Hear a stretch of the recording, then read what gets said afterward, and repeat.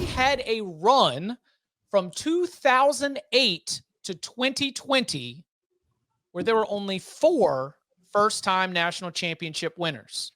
Because in 2008, you get Urban Meyer winning again, and Nick Saban won again because he had won one at LSU already. The only 4 during that run from 2008 to 2020 are Gene Chizik, Dabo Swinney's first, Ed Orgeron, and Jimbo.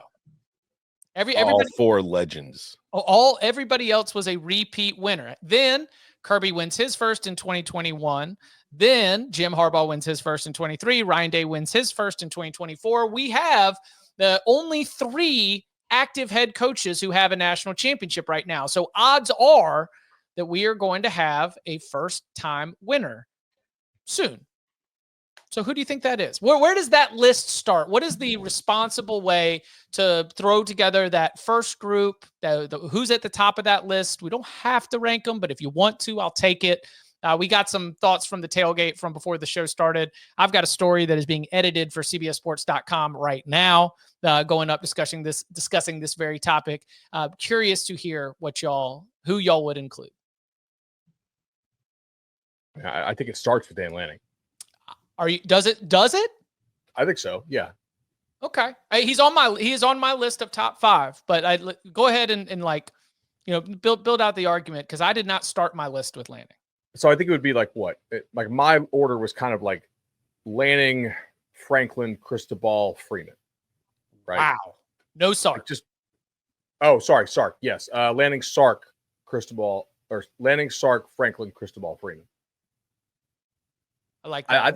I think Lanning is improving as a coach. They don't lose a lot of games they shouldn't lose. He recruits extremely well. They have really good alignment in terms of the spinning that they do up there. And I just think like that's the formula, man. This is a talent acquisition game. And I think he does it better than anybody else in this list. So I like Lanning. So do you know what I think Dan Lanning is? He has a Ryan Day-like resume. The winning percentage is absolutely bananas. There are, to Bud's point, no bad losses. So Dan Lanning has only lost 6 games. He is 35-6 overall. Of those 6 losses, 4 of them came to a team who played for or won a national championship in that very season. All 6 of those losses were to ranked teams.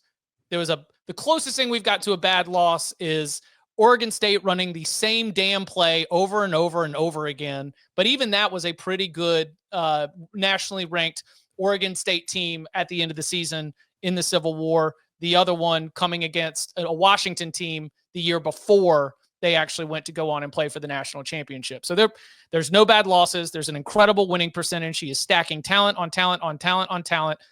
We got a Big Ten title this year, but you are still waiting for that first college football playoff win. You are still waiting for something that would be like over the hump, pushing it over the line. I think Dan Lanning's got to be on the list. I feel like he is, again, occupying almost a Ryan Day-like territory with the start of his career. I'm going to be curious to see if anybody else has somebody other than Lanning or Sark one too. Not me. Okay.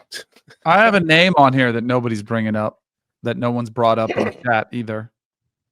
Maybe it's because he's not the most likable one. But of all those programs, they haven't won a national championship in quite some time. And there is a program that has won 3 in the last 20 years, including one in 2019, that does have their quarterback coming back. Brian Kelly's been to the playoffs before. He's been to the national championship. He's been closer than these coaches we just mentioned. I think he's got to be in this conversation somewhere. I don't have any problem with Dan Lanning and Sark being ahead of him because of where they are. But I think of the athletes and the talent that come out of LSU, and talent acquisition is such a big part of it.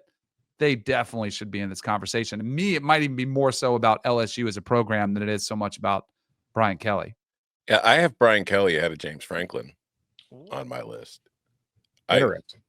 I just think that, as Danny mentioned, LSU has title pedigree. Their last however many coaches have won national titles. Like Ed Orgeron was able to win a national title. Les Miles. Yeah, and I know like Brian Kelly's down bad now because LSU has not made the playoff. Notre Dame just got to the title game, and they're using his words against him, but it's still freaking LSU, man. Like I don't think they're that far away from getting to that point. I have Lanning 1.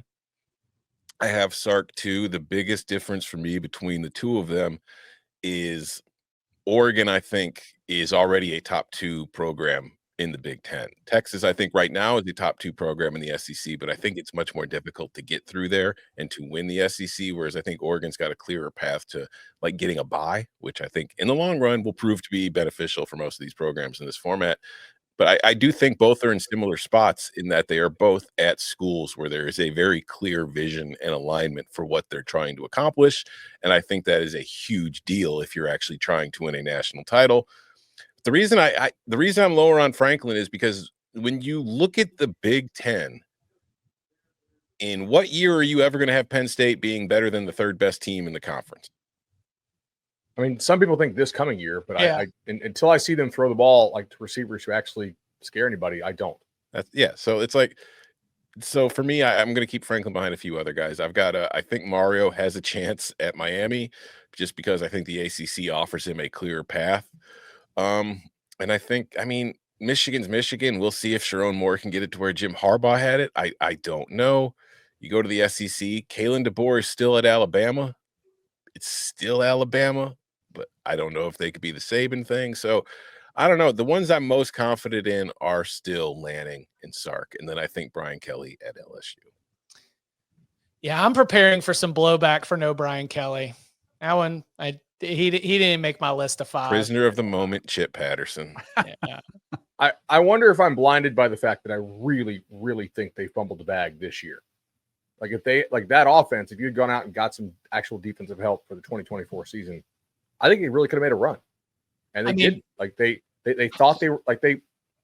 It's not a bad decision, I don't think, to try to throw all that money at Underwood, the quarterback. And that was sort of the company line at LSU was, hey, we didn't spend big in the portal because we have this amazing high school class coming in.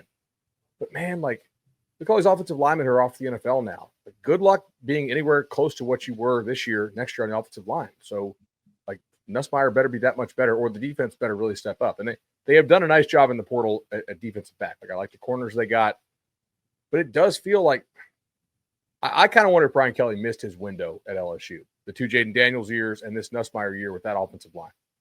I missed the window is what was resonating in my head, because if you want a picture of the finalists for Offensive Rookie of the Year, they are together from LSU Picture Day. Mm-hmm. Like kind of had it right there. A little bit difficult. I've got Sark. I do have Franklin. I've got Marcus Freeman. Yeah. Played for it this year. And we talked about it in the wake of the title game. A lot of that team is going to be back. The recruiting, the evaluation, you mentioned earlier, that thing is just kind of humming right now. And it wouldn't be something without a little bit of vibes, right? We are going to learn about a different coaching skill, which is coaching your way through a playoff run. And that is in-game, that is sideline, that is how you manage your roster, that is how you manage the compete level of a team through this like weird ups and downs and extended calendar. Marcus Freeman had his team more mentally ready to win than most of their opponents at each step of that playoff run. And I think that was really impressive. I don't know if it could be replicated. Maybe it was the senior leadership as well. Maybe, there were a lot of factors that could have been going on, but I think that Marcus Freeman pressed the right buttons, as they say, for that Notre Dame team to be able to get them ready through all the adversity that they had faced to go and be playing for the national championship on the final Monday night of the season. So if we are going to award any small sample size overreaction, who's a good playoff coach? Marcus Freeman certainly looks like he was a good playoff coach through 1 year. I agree. Dan Lanning, and then Sharon Moore. We'll see how good Bryce Underwood is. Bud, you threw out Mario pretty quick. I did not have Mario. I would not have Mario on the list. If you stack talent like that and you get to play ACC schedule, I think the odds, like what Tom said, that like the odds that it aligns for you are pretty good. You got to win the ACC first. I mean, I guess technically you don't, but yeah, he's just behind the second pack. I think he's right behind the top list. Yeah, I don't have. I mean, if you have Lanning in, you need to have Mario in. Mm-hmm. Like no, one of the no, I don't think so either. Okay. Dan Lanning just ran the table. He just ran the season perfect season until he got to the playoffs. Then he ran into the best team in the country. Mario has 0 seasons like what Dan Lanning just did. Agreed. But the primary thing is still the talent acquisition, right? Like Ohio State won with a $20 million roster. Now, they did a lot of other good things too, but the teams that do all those other good things that don't have the talent, they don't win. And we're not talking about who can sustain, who can be awesome.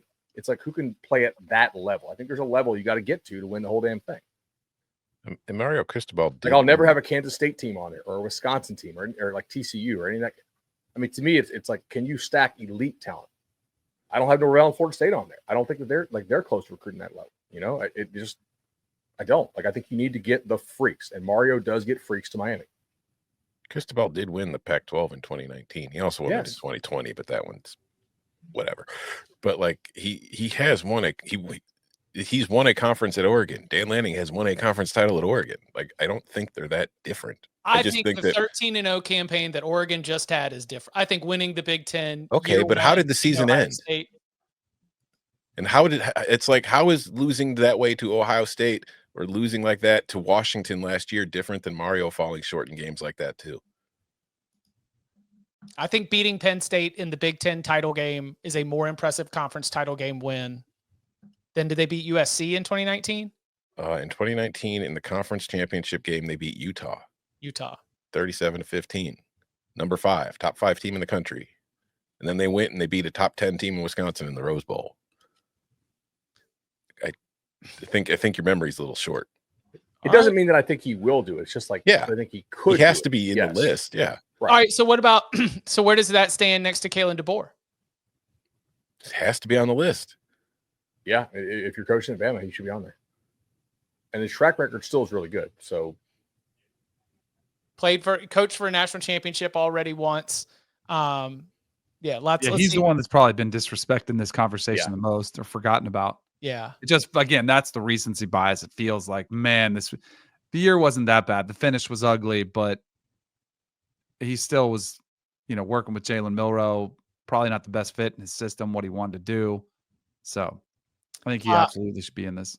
Our friend Preston would take the combination of Dan Lanning, Steve Sarkisian, and Franklin or the field to win their first title next.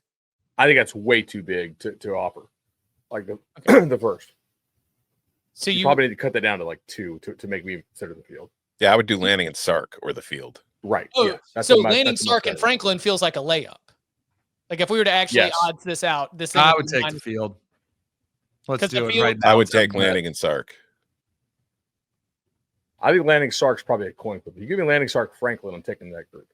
Yeah, especially looking at 2025 and sort of the all-in nature of 2025 for Penn State. Let's go. Let's do a bet. I'll grow a beard for 3 months. What? And you guys have to shave yours for 3 months. What? Hold on. I don't know if I can shave mine for 3 months. If I shave it, it'll just be back by the end of the show. I can't shave during the show. It's not safe. It has to be on air. On air shave. No, I do not accept that bet. Lanning, Sark, or the field. Let's see. Also, what about Mike Elko? I mean, he kind of has to be somewhat up there, yeah. Josh Heupel? Up there. Come on, Nico. Lincoln Riley. I am not optimistic on Lincoln right now. Is this a top list, or are we just throwing out coaches who could be in this conversation? Like, I think what about Brett Bielema? I pulled this. That was before the show got started. I pulled a couple of recommendations from the tailgate. And Lane Kiffin. I would take Lane. Lane or Elko? Lane. He's been closer. Elko, because I believe in the A&M program more than the Ole Miss program. Chip? Elko. I would go Elko because they also recruit high school. Yeah. Lane was in the portal. Just stacking. So hard to win that. And David Williams just cold-blooded out here. Lincoln may win a CFL title first. Listen, man, the CFL is a tough league. Hey, that is disrespectful to the Saskatchewan Roughriders, okay? You know what it takes to win a Grey Cup? Come on now. Darian Durant didn't score all those touchdowns up north for nothing. Let's go. All right. Then a little twist on the question. Jim, about 45 minutes before we got started, as this conversation was rocking and rolling in the tailgate, I feel like the next head coach to win a national championship will be Sark or Franklin. What about the next head coach to take their program to the playoffs for the first time? He offers Jeff Brom. It's a larger conversation, obviously. That's so hard to do. It's nothing against Brom. It's just, is Louisville winning the ACC? I mean, I would put Mario on this list. That's the thing, is like, I would easily, because of talent acquisition, put Mario on the list of coaches who I think are going to be like among the next ones to make their playoff debut. Agreed with that. ACC teams who have not made a playoff: Miami, Louisville, NC State. Pretty much everybody that's not Florida State and Clemson. That's basically it as far as teams you think actually and SMU do it, I guess. And SMU. No, they made it this year. Yeah. Right. Oh, yeah, we were saying everybody except for Florida State, Clemson, and SMU. Yeah. Right. In the SEC, it's what? Ole Miss, A&M, Florida, right? Did not make a playoff. Florida has not made a playoff. Vols made it. Program. Are we going to count South Carolina, I guess? Like if we're going to buy into the seller stuff? Mizzou, Arkansas, Vandy. Tennessee doesn't have it. Oh, yeah, they just made it. Yeah. Has Auburn made a playoff? Or was their last appearance 2013? No, they did not make a playoff. Yeah, okay. 2017, they were knocking on the door after beating Alabama and Georgia, but then they lost in the title game, got jumped by Bama. Yep. Big Ten? Illinois, clearly. Nebraska. Yeah. This is exactly why the 12-team playoff is good. This conversation we're having right now. Yes. Why? Why does this conversation do to make the sport better? It brings more people to the table that actually can have a chance at winning a national championship. It's January 27th. We're answering a question in the chat. This doesn't it makes it better. It makes it so much better. That's why. Yeah. Hey, did you see Raiola? Speaking of Nebraska, you see Dylan Raiola in the locker room for the Chiefs yesterday? Yeah, with Isaiah Pacheco saying, "This is not Pat. This is not Pat." Trying to clarify it. He does. I mean, he's got to start playing a little bit more like Mahomes before you're really embracing it a little too much. He's a freshman. He was a freshman. I like him. He needs to have his Quinn Ewers cut my hair moment. Remember when Quinn cut his hair and we were all like, "Oh, it's business Quinn now. He's a new man." Or like how Bears fans deluded themselves into thinking Matt Eberflus was a good coach now because he got a haircut. Do we in the Big 12, what? Kansas State, Utah, every single media person in the state of Texas loves Texas Tech this year, so I guess we have to put them on. Every single Big 12 team is going to make the playoff next year. Iowa State, actually. Iowa State's probably on there. Yeah. Yep. I would put Iowa State on there too. Yeah. Hey, listen, just the evolving nature of the way this thing goes is always fun to be able to track along the way.